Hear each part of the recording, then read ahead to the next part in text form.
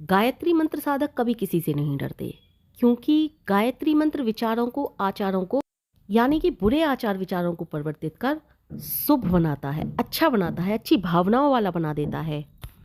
और जब शुद्ध आचार विचार भावनाएं पवित्र होती हैं तो हम कभी किसी का अहित कर ही नहीं सकते और कभी किसी के अहित के विषय में सोचते भी नहीं। और परमात्मा की हम पर असीम अनुकंपा हो जाती है। और जब परमात्मा की असीम अनुकंपा हो ही गई तो फिर काहे का डर। भगवान बहुत दयालु हैं, बहुत कृपालु हैं। जब वो देते हैं तो बहुत कुछ देते हैं और कृपा करते हैं तो अथाह, जैसे सागर में बहुत अथाह पानी होता है, कुछ सीमा नहीं होती सागर में जल की, इसी प्रकार भगवान की कृपा की कोई सीमा नहीं होती। लेकिन कोई दुष्ट होता है ना, वो पाप किए जाता है और वो किसी से नहीं डरता, तो उसके लिए ही ये, इस तरह के व्यक्तियों के लिए ही ये कहावत कही गई है कि भगवान से डरो, क्योंकि भगवान की लाठी में आवाज़ नहीं होती और जब वो पड़ती है तो बेहिसाब पड़ती है। भगवान, मैंने पहले ही कहा, बहुत दयालु हैं, बहुत कृपालु हैं, लेकिन जब किसी को सजा देने पर आते हैं तो उनकी बराबर निष्ठुर भी कोई नहीं।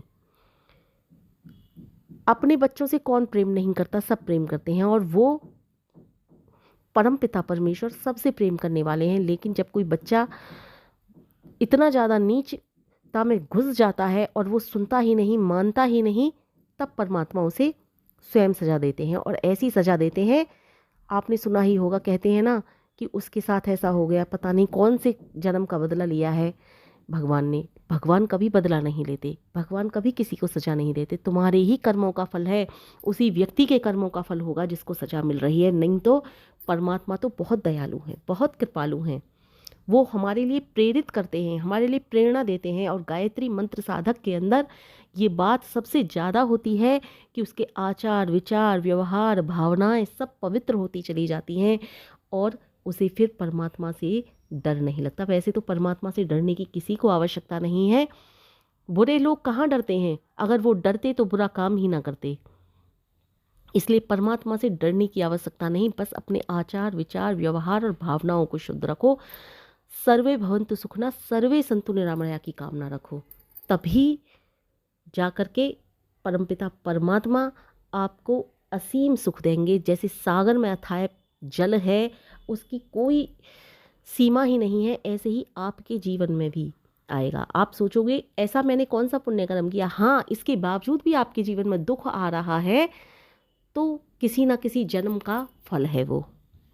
और भगवान जब कहते हैं कि गायत्री मंत्र से प्रारब्ध कटता है, हाँ कटता है, लेकिन कुछ सजाएं ऐसी होती हैं जो भगवान को ना चाहते हुए भी देनी ही पड़ती हैं, क्योंकि वो हमारे ही कर्मों का फल है। भगवान कभी किसी को ऐसे ही सजा नहीं देंगे। भगवान सबसे ज़्यादा दयालु हैं, सबसे बड़े कृपालु हैं। इस संसार में कोई ऐसा व्यक्ति नहीं जो इतना दयावान हो, इतना कृपालु हो जितने कि परमात्मा।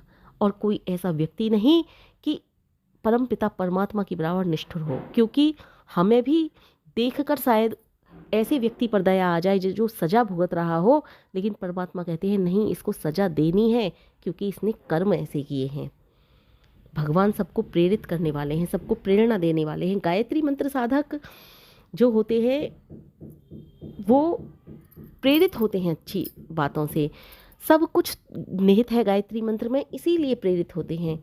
हर तरह से वो सबकी मदद करना, सबकी सहायता करना। जब ये प्रकृति सो रही थी तो इसमें किसी प्रकार की कोई गति न थी। परमात्मा ने अपनी सविता शक्ति द्वारा प्रकृति को प्रेरित किया, वह गति में आया। तब प्रकृति में जो पहला परिणाम हुआ वह बुद्धि आई। बुद्धि को महत्व तत्व माना गया, क्योंकि बुद्धि ही महत्व तत्व इसलिए है क्योंकि बुद्धि के बल पर ही इस संसार में विजय प्राप्त की जा सकती है। ताकत तो जानवरों में भी होती है, हाथी की बराबर क्या ताकत होती है किसी में, लेकिन इंसान ने, मनुष्य ने जो इस संसार पर विजय प्राप्त कर रखी है वो बुद्धि से प्राप्त कर रही है। और गायत्री मंत्र बुद्धि ही प्रदान करने वाला मंत्र है, सबसे ज़्यादा ज्ञान बढ़ाने वाला मंत्र है, सबसे ज़्यादा सद्बुद्धि देने वाला मंत्र है। परमात्मा ने अपनी नन्ही सविता शक्ति द्वारा संसार रच दिया। परमात्मा की यह सविता शक्ति केवल आदि सृष्टि में ही नहीं, संपूर्ण मनुष्य के अंदर श्रद्धा भक्ति और विश्वास तथा अभ्यास होता है ना, वह उसी सविता शक्ति से प्रेरणा लेता है और आज भी ले रहा है, अभी भी ले रहा है। और ये सविता शक्ति हमें गायत्री मंत्र के द्वारा प्रेरित करती है।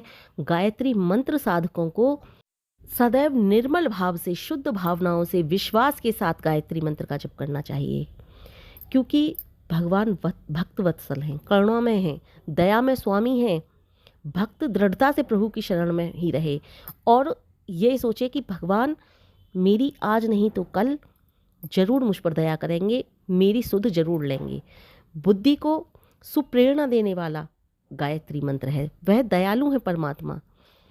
परमात्मा की गायत्री मंत्र में ही सविता शक्ति सबसे ज़्यादा है। उन्हें सविता देव कहा जाता है क्योंकि वह सुप्रेरणा देने वाले हैं, आनंद देने वाले हैं, आनंदमयी भगवान हैं। एक साधु महाराज से पूछा गया, आप इतने आनंदित क्यों रहते हो? आपके पास कुछ भी नहीं है। नागा साधु थे, कुछ नहीं है आपके पास, कैसे आनंदित रहते हो? कोई भौतिक सुख का साधन नहीं, कुछ नहीं। उन्होंने कहा, आप क्या जानो मैं क्यों आनंदित रहता हूँ? मेरे रोम रोम में परमात्मा बसे हुए हैं, मेरे रोम रोम में आनंद का सागर उमड़ रहा है। एक सागर में कितना जल होता है और मेरे तो वो रोम रोम में आनंद का सागर है, फिर मैं कैसे आनंदित ना रहूं? यानी कि वो आनंद का सागर जब मेरे रोम रोम में बसा हुआ है तो मेरा तो दुखी होने का कोई मकसद या मतलब बचता ही नहीं। मैं तो आनंदित रहता हूँ और उन परमपिता परमेश्वर को सदैव भजता रहता हूँ। इसलिए कहते हैं कि परमपिता परमेश्वर वास्तव में आनंद के सागर हैं। गायत्री मंत्र में उसी प्रभु प्रेरणा के लिए याचना की गई है। जब परमात्मा प्रकृति को प्रेरित कर सकते हैं, इतना विशाल संसार सामने खड़ा कर सकते हैं, तो क्या उपासक के बार बार निवेदन करने पर भी उसकी बुद्धि को शुभ प्रेरित नहीं करेंगे? वो अवश्य करेंगे। वो भक्त वत्सल हैं, वो करुणा में कांत हैं, दया में स्वामी हैं। भक्त को दृढ़ता पूर्वक बस परमपिता परमेश्वर की शरण में बने रहना है। वो अवश्य आपको सद्बुद्धि देंगे, ऐसी बुद्धि देंगे कि आपकी विचार भावनाएं सब शुद्ध होती चली जाएंगी और आप कभी किसी का अहित नहीं सोचेंगे, कभी किसी का अहित नहीं चाहेंगे। और फिर जब आप सबकी ही सुख की कामनाओं के लिए जिएंगे, आपके विचार आचार सब शुद्ध हो जाएंगे, तो फिर डरने की क्या आवश्यकता? भगवान से डर तो उनको लगता है जो पापी होते हैं, और पापी लोग वैसे नहीं डरते। जब उनको सजा मिलती है तो अच्छे लोग जो होते हैं, जो थोड़े डरपोक लोग होते हैं, वो कहते हैं भगवान की लाठी में बड़ा दम है, इसलिए भगवान से डरो। लेकिन भगवान से डरने की कभी किसी को आवश्यकता नहीं है। बस अपने आचारों पर, विचारों पर, व्यवहारों पर काम करने की आवश्यकता है। इसलिए गायत्री मंत्र का जप करो। ये मन बड़ा पापी होता है, ना चाहते हुए भी बहुत बुरे बुरे काम करने लगता है। न जाने कैसे कैसे काम करता है मन। जो गलत काम है उनसे हम जानते हैं कि ये गलत काम है, किसी को दुख देना गलत काम है, लेकिन फिर भी ये मन बड़ा पापी होता है, करवा देता है। अगर इस तरह से आप अपने आप में सुधार करना चाहते हैं और आपका मन भी आपको ऐसे ही किसी पाप के लिए प्रेरित करता है, तो गायत्री मंत्र का जप करो। भगवान की वो प्रेरणा शक्ति, वो सविता शक्ति आपको प्रेरित करेगी। भगवान आपको अच्छे मार्ग पर लेकर के आएंगे। फिर आपको ना डरने की आवश्यकता होगी और ना ही आप ये चाहेंगे कि आपसे कोई डरे, क्योंकि भगवान जब भक्त वत्सल हैं, भगवान प्रेममयी हैं, करुणामयी हैं, तो आप भी ऐसे ही हो जाओगे। कहते हैं ना, संगत का असर बहुत जल्दी पड़ता है, और वो तो परमपिता परमेश्वर की संगत है। गायत्री मंत्र का जप करोगे तो आपके अंदर परमपिता परमेश्वर की संगत मिलेगी। संगति जब परमपिता परमेश्वर की मिलेगी तो अच्छे अच्छे गुण मिलेंगे, और आप भी यही चाहेंगे कि परमपिता परमेश्वर के जितने भी अच्छे अच्छे गुण हैं वो हमारे अंदर भर जाएं। और गायत्री मंत्र ये सब कुछ करता है, इसलिए सभी को गायत्री मंत्र का जप अवश्य करना चाहिए।